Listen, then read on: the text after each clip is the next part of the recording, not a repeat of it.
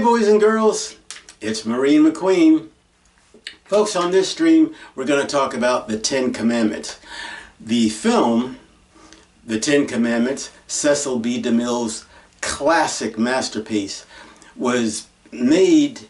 He started working on the Ten Commandments in 1946, right after World War II. When he got done, it was released in 1956. 10 years he dedicated himself to the Ten Commandments. He was seriously motivated, especially going through all the hell that everybody went through in World War II. But this was his homage, it's his homage back to God. So he made the film, The Ten Commandments. And if anyone's ever seen the film, the costumes, the sets, the special effects, I mean, what a production. Huge. But anyway, the Ten Commandments, of course, is from God. God wants us to do certain things in the Bible. Be nice to one another, visit the prisoners, visit the sick, help the fatherless and the widow. If you have extra money or you have an extra room or anything extra that you have, help the poor. But these are 10 commandments. Commandments. These 10 things he is ordering us to do. He's ordering us to do this. Number 1, thou shalt have no other gods before me, but me. Why does he say gods? It's lowercase, G-O-D-S, gods. You'd think he'd say, don't put anything other than me.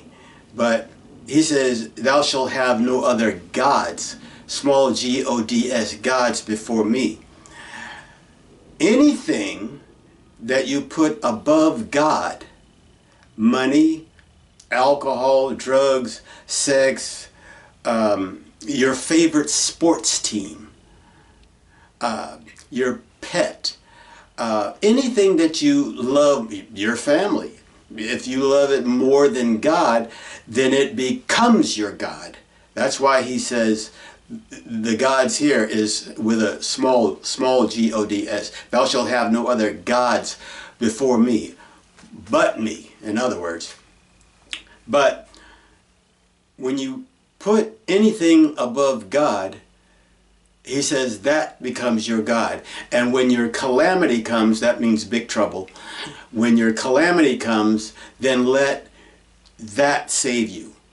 That's your God, your favorite sports team, your girlfriend, your wife, money, power, control, your business, your company. Whatever you put above God, he says, that's your God. Let that save you. Thou shalt have no other gods but me, in other words. That's the first commandment. The second commandment is, thou shalt make no graven image, any graven image. A graven image is a statue, something that you chisel and grave it. It's made out of wood, stone, or ivory or something. And he says, and bow down and worship it. Thou shalt make no graven image and bow down and worship it. Nothing that flies through the air, no birds, no statues of beasts, birds, anything that swims in the ocean or crawls along the earth. Don't make a statue of anything and bow down and worship it. It's a graven image. It's a statue. Don't worship statues, in other words.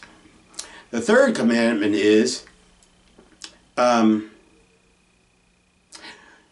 shalt not take the Lord's name in vain. In vain means for nothing. So when a person takes the Lord's name in vain or for nothing, it's an offense to him.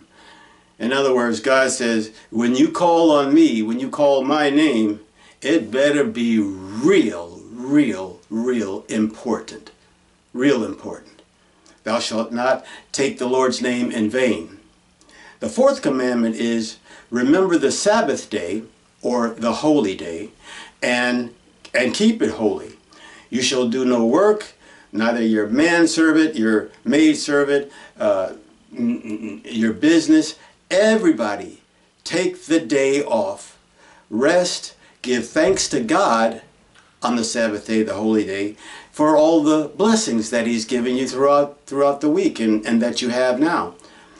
The things you work for, you filled your house with, and that's good. You worked for it, it's yours.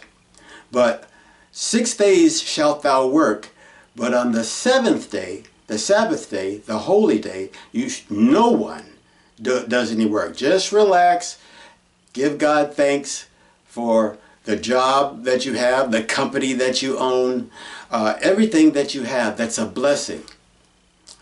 Okay.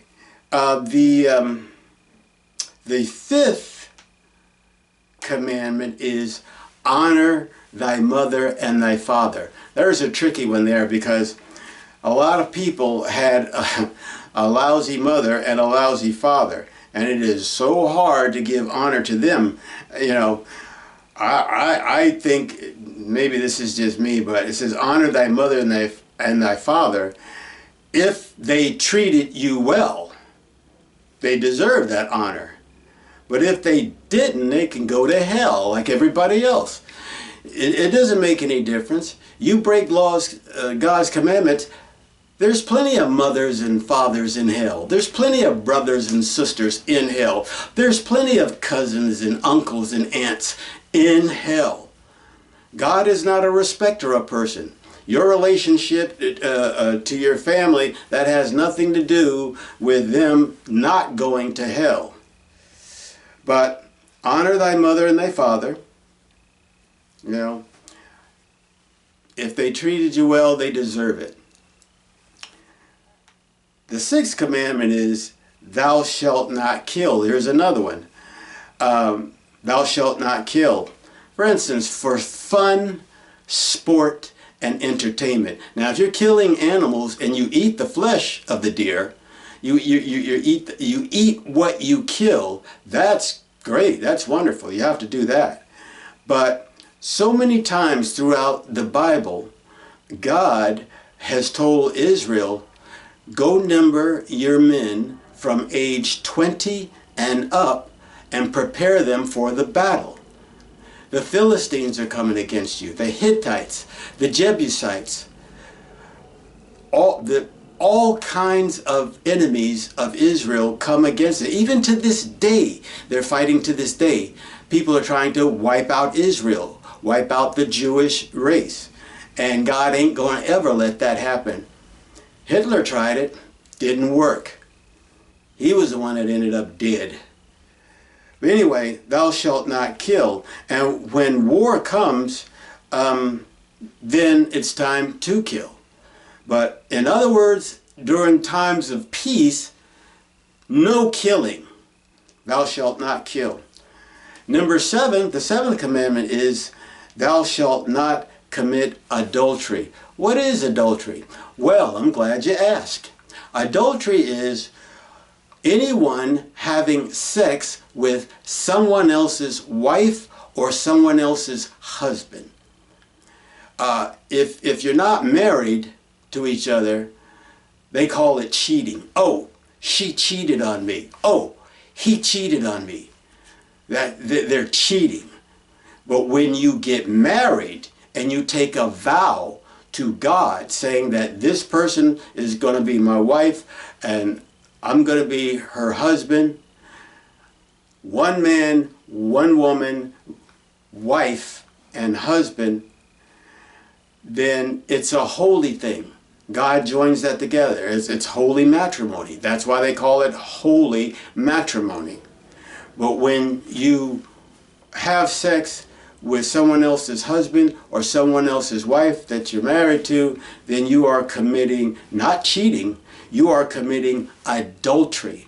What is the penalty for adultery? Well, according to God, He says, stone the adulterers. If the wife is caught in adultery, or their husband is caught in adultery, they are to be put to death. That is according to God. He takes your wedding vows that serious. Until death do you part. Until death do you part. And he means it. The eighth, well, that was adultery. The eighth, don't do adultery. Thou shalt not commit adultery. The eighth commandment is, thou shalt not steal. What is stealing? It's taking anything that doesn't belong to you without that person's permission. You're stealing it. That's how he says it. Well, I just borrowed it without them knowing it. That's cute. You can play with words all you want to. God says you're a thief.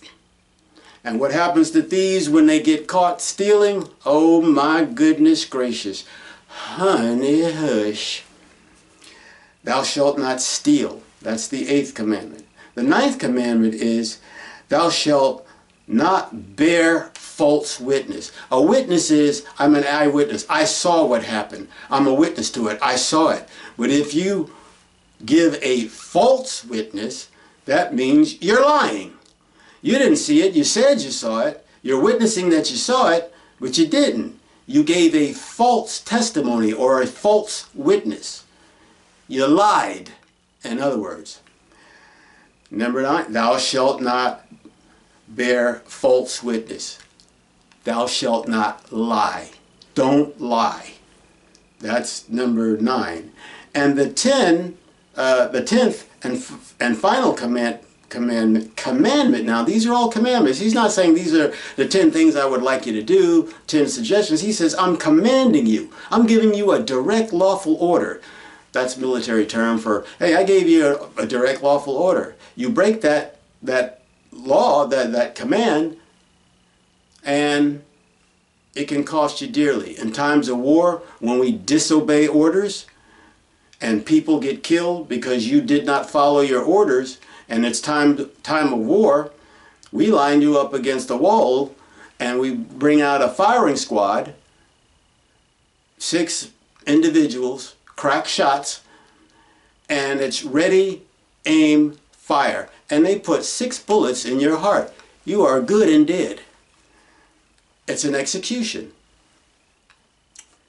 But, folks, the 10th commandment is, and these, like I said, these are all commandments.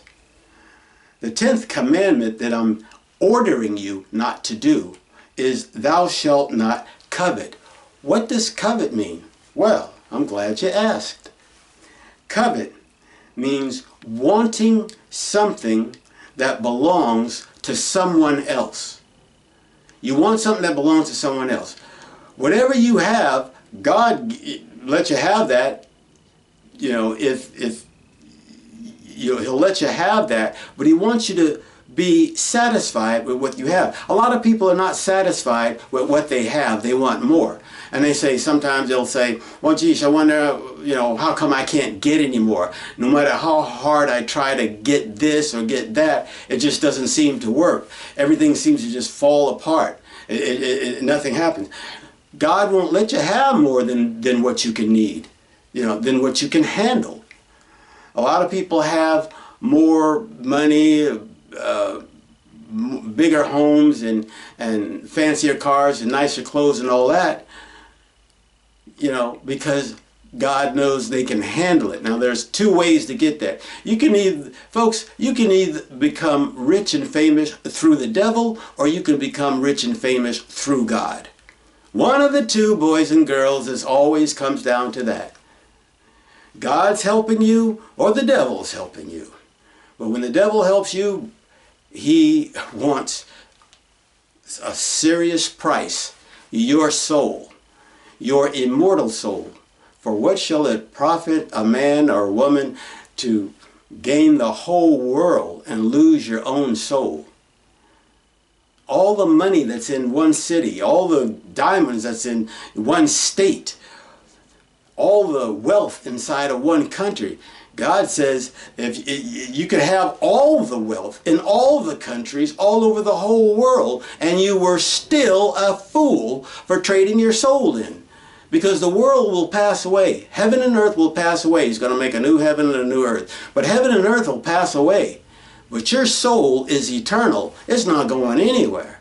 Like I said, God created us so that we could have fellowship with Him, a friend to God. God says, hey, eternity is an awful, awful, awful long time. And I don't want to spend it by myself. That's why He created us, the angels, all the host of heaven. Eternity. It's an awful long time. And I don't want to spend it alone. I want you to enjoy it with me. But the 10th commandment, thou shalt not covet. You want something that belongs to somebody else. You can't handle it anyway. That's why God doesn't give it to you. You can't handle the money associated with that job. Because with money and prestige and position comes responsibility. Oh, I don't like that word. Yeah, most people don't that have, shallow pockets. But the people with the deep pockets, they are responsible. They're reliable. Folks, don't break any of these commandments if you can, but because it has serious consequences. Once more, just to recap, thou shalt have no other gods before me. Whatever you put above God, let that save you when the trouble comes. Thou shalt make any graven image and bow down and worship it. Don't make any statues and bow down and worship it. People make statues all over the world. They say that's their God. God says, those statues, they have eyes, but they don't see.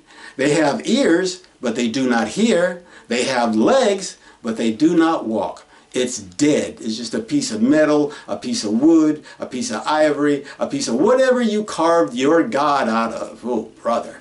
And that's supposed to save you when the trouble comes. Not too smart, girls and boys. The graven image. The third is, don't take the Lord's name in vain. You call on God, it better be damn important. Number 4, remember the Sabbath day, the holy day. Sabbath is holy. Remember the holy day. For the Jewish people, it's Saturday. For us Gentiles who are not Jewish people, our Sabbath day is Sunday. Remember the Sabbath or the holy day and keep it holy. No work for anybody. Relax. Give me thanks for all the things that I've given you. That is our reasonable service. He's not asking a whole lot there. Okay. The 5th one, honor your mother and father. Oh boy, I just hope they were worth honoring. Number 6, thou shalt not kill unless it's time to go to war and defend your family, defend your country, defend your way of life, because we are one nation under God. Thou shalt not commit adultery. Oh, well, I had an affair. An affair is a party. It's a celebration. You have a guest come that you invited. You got music playing. You got good food going on. Everybody's dancing. They're having a good time. Fireworks going off. That's an affair. It was a great affair that we went to. Some people try to use that word in lieu of adultery, and it ain't working. It ain't working. It will never work. It never did work, and it ain't ever gonna work. It's not an affair. I had an affair. No, you were caught, or you are guilty of adultery, which, like I said, in the Bible, both parties are put to death. Thou shalt not steal. That speaks for itself. Like I said, you get caught stealing. Ooh, my goodness gracious. Number 9, thou shalt not bear false witness. Don't lie. Do not lie. And number 10, thou shalt not covet. You want something that belongs to somebody else. How come I got to drive around in this Hyundai And here he is driving down the street in a beautiful Mercedes. You can't handle what he or she does to get that Mercedes. That's the main reason. You don't want the responsibility, and you couldn't handle the responsibility even if they gave it to you. So be content, happy, and satisfied with what you have. Folks, those are the 10 commandments. God bless you. I'm going to see you on the next stream. Take care, everybody. And